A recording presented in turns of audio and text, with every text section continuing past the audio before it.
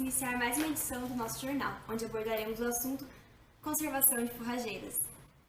Vou passar essa matéria para nossos repórteres. A conservação de silagens envolve um complexo processo bioquímico e microbiológico. O material ensilado é conservado através de fermentações. A conservação de forragem é uma prática fundamental quando se adota o manejo intensivo das pastagens.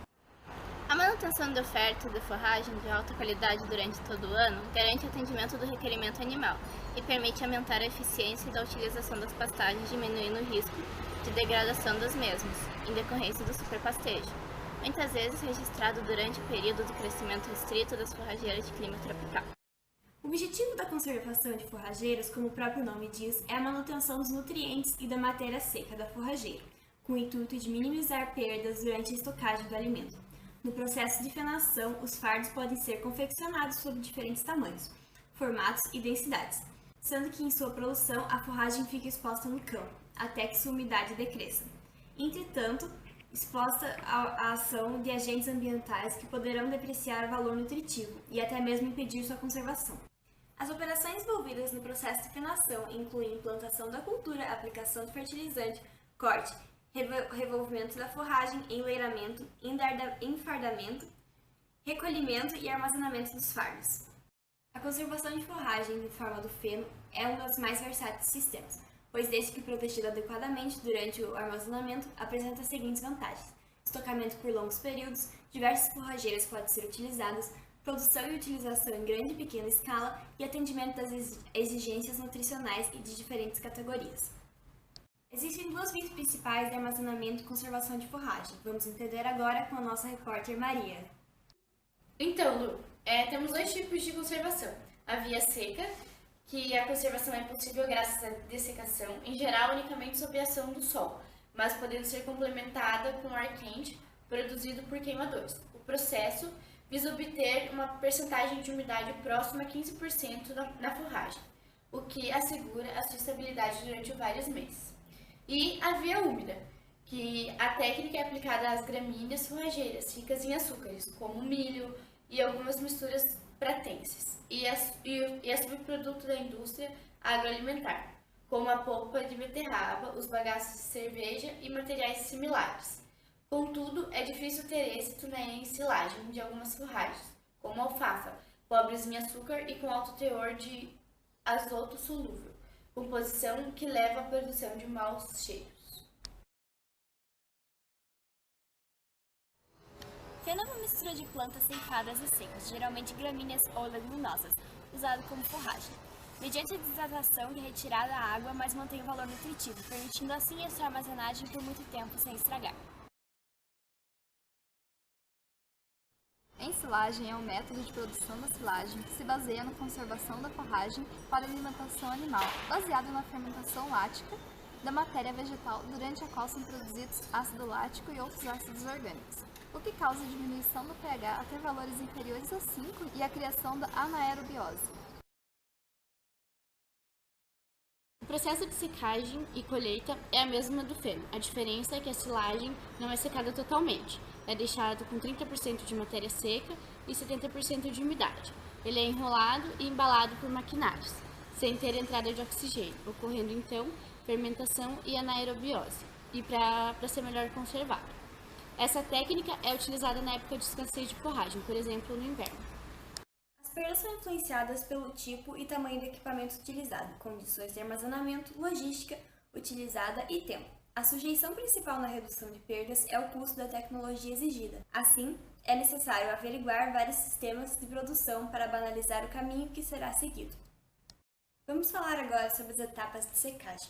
O processo de desidratação é dividido por uma secagem parcial no campo, em que a umidade é reduzida até cerca de 45%, sendo esta relativa à primeira fase da desidratação, processo que apenas demora umas horas. Depois, a forragem é desidratada artificialmente em uma fábrica, até atingir os níveis de umidade aproximados para o armazenamento, e então, finalmente, é processada de acordo com a utilização armazenada. A primeira etapa de secagem é rápida, envolvendo a intensa perda de água, durante a qual os estômatos permanecem abertos, e o déficit da pressão do vapor entre a forragem e o ar é elevado. Durante o processo de secagem, quando a forragem é enleirada, A progressiva perda de água e o sombreamento promovem o fechamento dos estômatos, resultando em um aumento na resistência à desidratação, embora os estômatos se fechem em aproximadamente 1 hora após o corte, ou quando as plantas possuem de 65% a 70% de umidade. É perdido nessa primeira fase de secagem de 20% a 30% do total de água. A segunda fase, após o fechamento dos estômatos, é de duração maior e envolve evaporação cuticular de água. As características da cutícula e a estrutura da planta afetam a duração dessa fase de secagem. A resistência cuticular e da camada limítrofe do tecido vegetal com o ambiente tornam-se as principais barreiras à perda de água. Colheita. A chamada pré-colheita compreende o período que vai da maturação fisiológica, caracterizada pelo surgimento da camada preta, grão com cerca de 32% de umidade, até a realização da colheita. Quando a colheita é realizada logo após a fase de maturação fisiológica, propicia o mais alto rendimento de grãos. Entretanto, não é recomendável colher nessa fase, pois os grãos ainda estão com alto teor de umidade, mais ou menos 32%, requerendo a secagem complementar por métodos artificiais, com excessivo consumo de energia e com possibilidade de comprometer a qualidade dos grãos, provocando-lhes quebras e trincas, tornando-os mais vulneráveis a serem atacados por insetos posteriormente.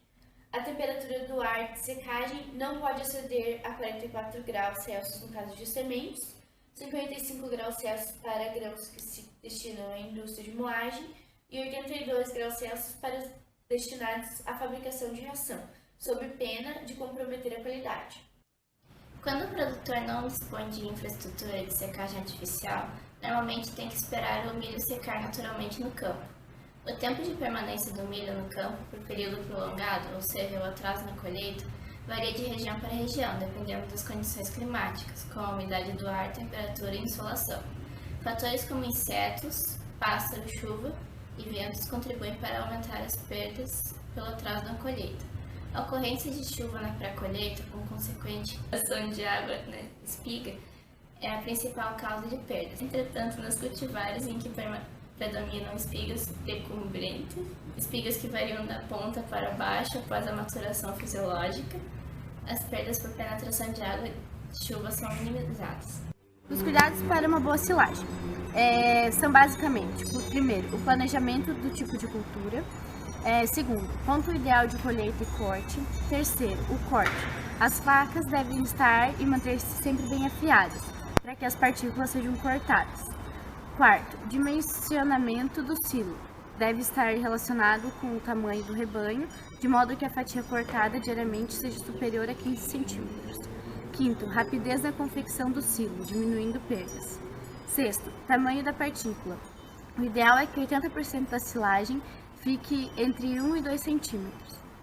E sétimo, a compactação bem feita. Tornar o meio mais anaeróbico possível, com um trator pesado passando por camadas finas, expulsando o ar residual entre as partículas. O processo de finação envolve a retirada de grande quantidade de água da planta.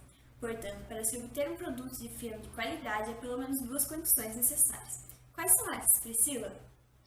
Então, Luísa, a forragem deve ser de boa qualidade. E a secagem deve ser feita de uma forma que se perca o mínimo de nutrientes. Geralmente, quanto mais rápida for feita a secagem, melhor. O processo de secagem começa quando a planta é cortada. Alterações mecânicas no tecido da planta aumentam a taxa de secagem pela ruptura dos tecidos, facilitando o movimento da água e aumentando a superfície da evaporação. Portanto, secagem mais rápida por um ou outro processo determinará menores perdas na respiração e, consequentemente, obtém-se uma forragem conservada com maior valor nutritivo. Para a escolha da planta ser fenada, devemos levar em consideração a sua produtividade, tolerância ao corte, capacidade de reabilitação, qualidade, além da facilidade de secagem. Deve-se observar a sua composição químico-bromatológica, destacando-se os teores de fósforo e cálcio e a digestibilidade da matéria seca. O potencial de produção talvez seja o fator mais importante a ser considerado na escolha da espécie forrageira. Esse fato pode ter influência na diminuição dos custos da produção, visto que na mesma área pode obter-se uma maior quantidade de feno.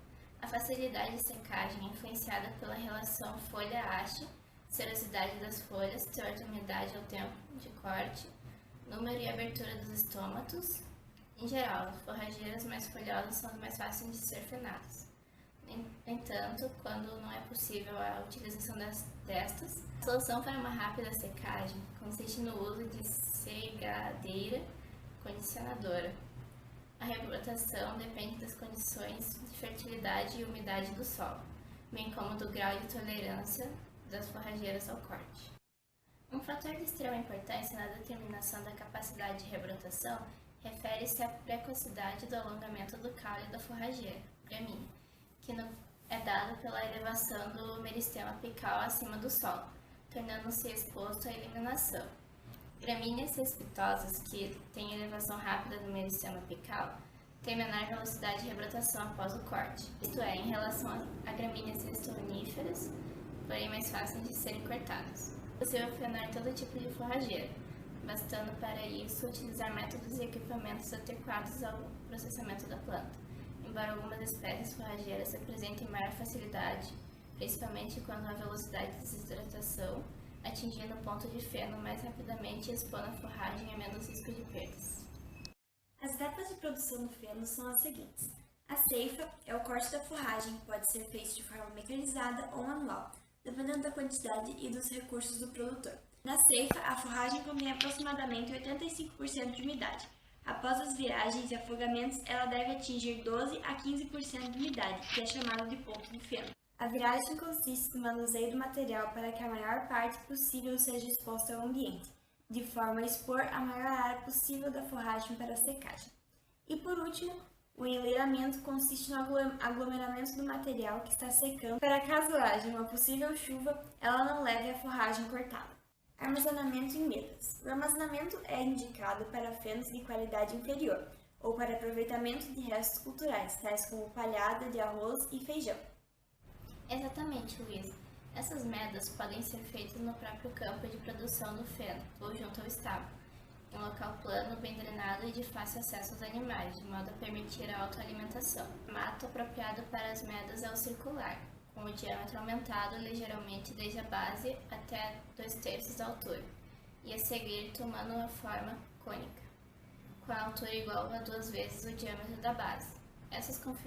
Esta configuração assegura maior estabilidade da meda e proteção contra a chuva. Armazenamento em galpões. O feno deve ser armazenado preferencialmente em galpões arejados e protegidos da umidade, nas formas de fardos ou a granel.